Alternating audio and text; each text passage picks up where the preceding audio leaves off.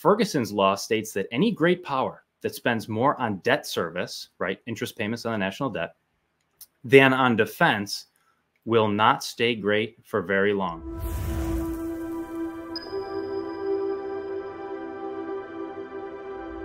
Hello, GoldSilver family. Alan Hibbert here, and today I want to share with you the story of a government that seems to do everything backwards. And yes, I'm talking about the US government. So let's take a look at some tweets and some charts that just seem to boggle the mind.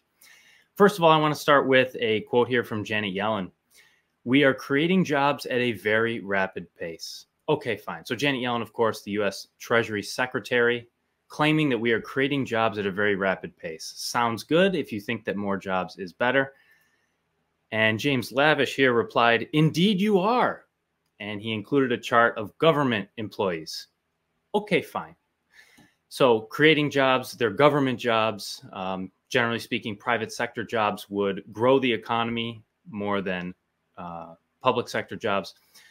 But anyways, have you ever heard anyone from the government saying we are destroying jobs at a very rapid pace? Because every now and then that happens, right? Whether they're public sector or private sector, but they don't seem to take responsibility when they destroy jobs. They only claim credit when they create them. Anyways, just an interesting point. So we can see here government jobs are growing at a very rapid pace. However, if we look at full-time employees of all types, we can see that it is rolling over here. Rolling over. So we're reducing the number of full-time employees. And what happens when this has rolled over in the past? Well, it rolled over. We had a recession in the 80s. It rolled over again. We had another recession in the 80s. It rolled over again. We had a recession in the 90s. Rolled over again. A recession in the early 2000s. Rolled over again. A recession, 2008 financial crisis. It rolled over again. Another recession during COVID. And it's rolling over again. So when this rolls over, right, full-time employees, when that rolls over, we tend to get a recession. And there's really no exceptions to that in the last 45 years. So not looking good. I mean, yeah, you might be creating jobs, whether they're government jobs or not. These signs point to a recession incoming. Another chart here. Trucking employment has been collapsing. This is a precursor to recessions since 1991. So this here is year-over-year changes in truck transportation and private sector employment. Okay, so let's look at private sector employment first. That's the black line. And you can see that it currently is above zero. It is positive, which suggests that private sector employment is still growing.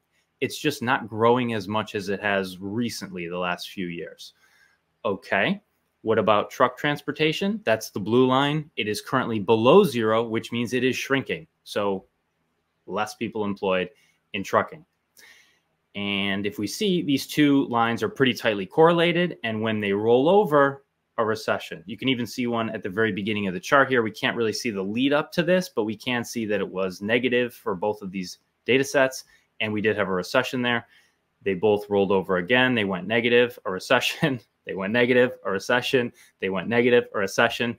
And now we have one of the two going negative. Maybe the other will follow, and perhaps a recession. So not looking that good. So even though we have Janet Yellen saying we're creating jobs at a very rapid pace, that doesn't tell the whole story, right? If we look at private sector, trucking, we have signs of an incoming recession. And so we do have the government sort of bragging about what they're doing, and they're spending money left and right on everything, including hiring more people. But that's not so pretty. The CBO has just, that's the Congressional Budget Office, by the way, it has just jacked up its 2024 budget gap forecast by 27% to nearly $2 trillion. Okay, so that's the nonpartisan. I love how they include this, right? Oh, it's not political. It's not political. We're not taking sides here. We just think that the US government is going to have an even bigger deficit than we originally thought they were going to have. Okay, fine.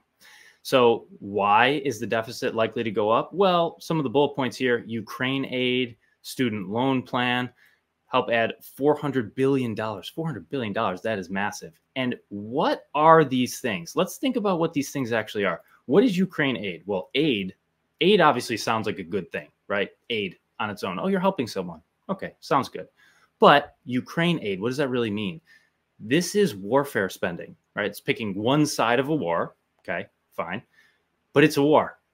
So this is the US government taking the resources of its productive citizens and sending it to a war. And what is a war? A war is a resource destruction competition, right? Two sides say, you know what? I'm going to use my resources to try to destroy your resources.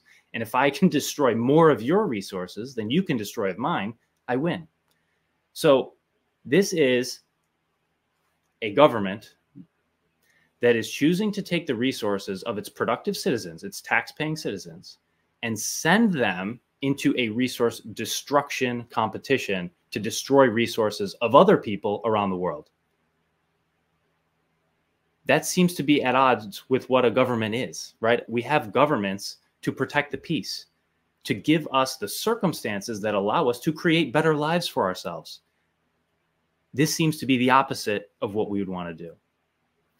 Moving on, a student loan plan, okay, to basically say, you know, there's a lot of people out there who have taken out student loans. I'm one of them, okay? Some people can pay back their student loans, some people can't. The ones who can, sort of by definition, are finding a way to be productive enough to pay back those loans. The ones who can't, sort of by definition, are unproductive on a relative basis, and they're not productive enough to pay back those loans. So the free market is sort of suggesting that some of those investments, right, borrowing money to get a degree, right, some of those investments were good investments that paid for themselves. Others were bad investments, okay? And so the government here is saying, hey, all of you productive people who made good investments and found a way to contribute to society in such a way that you could pay back those loans, you have to subsidize the unproductive investments. You have to pay for the bad investments. Again, that seems backwards. You don't really want to take money from the people who are productive and who are good capital allocators and give it to people who are bad capital allocators, because they have a history of making bad investments that don't give back to the economic community. So again, both of these things here, the war funding and the misallocation of education investments, these seem like the opposite things you would want to do for any government. I don't know, maybe I'm missing something. You tell me. Moving right along here, the U.S. federal interest payments now exceed the defense budget. Hi, I just wanted to take a moment and thank you for subscribing and mention that if you'd like to help our channel, please consider my company, GoldSilver.com, the next time you buy precious metals. We're one of the most trusted names in the industry. Our prices are sharp, delivery is fast, and we have an insiders program where you find out exactly what I'm doing with my own investments. Thanks for making GoldSilver.com your dealer, and now back to the video. U.S. federal interest payments now exceed the defense budget. Okay, so the black line here is national defense. So all this warfare spending, right, despite how much it's been increasing, despite how high it is, there's a number that's even larger, and that's the interest payments. That's the purple line. So the purple line has now eclipsed national defense. Both of these numbers are quite staggering. Obviously, the interest is growing way faster, and this is a huge, huge red flag. It's a purple flag on this chart, but it's bad. It's really bad. And Luke Groman chimed in here talking about that exact same chart. He said, Ferguson's law states that any great power that spends more on debt service, right, interest payments on the national debt, than on defense will not stay great for very long. Will not stay great for very long. That's true of Spain, France, the Ottoman Empire, the British Empire. The writing is on the wall. It's not looking good. And I don't want to be a doomsday guy. I would love to be positive and optimistic and have a message of peace and prosperity for everybody. That's really what I'm hoping for. That's what I want to believe. And I'm constantly looking for a way out of this. How does the United States government get out of this? And really the way you do that is through a healthy middle class, a strong and productive middle class that is allowed to work, first of all, that has full-time jobs, that has good jobs, trucking, etc. And they're allowed to keep their money, and they're not forced to spend it on things they don't want to spend it on. Maybe they don't want to spend it on their fellow citizens' debts, right? Whether they're from student loans or from something else. Maybe they don't want to spend it on warfare in a faraway country. Either way, citizens are not given a choice. And so it doesn't look good for getting out of this mess. Leave people alone. Leave people alone. Individual liberties, let them keep their hard-earned money. So let's look at the American consumer. Does he have savings? Consumers are now out of excess savings, hitting the lowest level in 5 years. This could get ugly. We can see it rolling over. It's going negative. And this data, by the way, only goes through Q3 of 2023. So we've lived through 3 additional quarters that aren't showing up here. So you could imagine a trend here for another 3 quarters. It's not looking good. I mean, if consumers had excess savings, if they had a big savings cushion, maybe the actions by the US government wouldn't be so bad. Maybe all of this could be paid for, but that's just not the reality we're living in. Alert, personal interest payments are now above $500 billion. This is a major warning sign for the already weak consumer. Okay, so these are interest payments, and it's not government interest payments, which we looked at before. These are personal interest payments. So individuals spending money on interest, add it all together, we're over $500 billion, and it is sharply rising. Not good, not good. People don't have savings. They're spending a lot of money on interest. Not a good sign.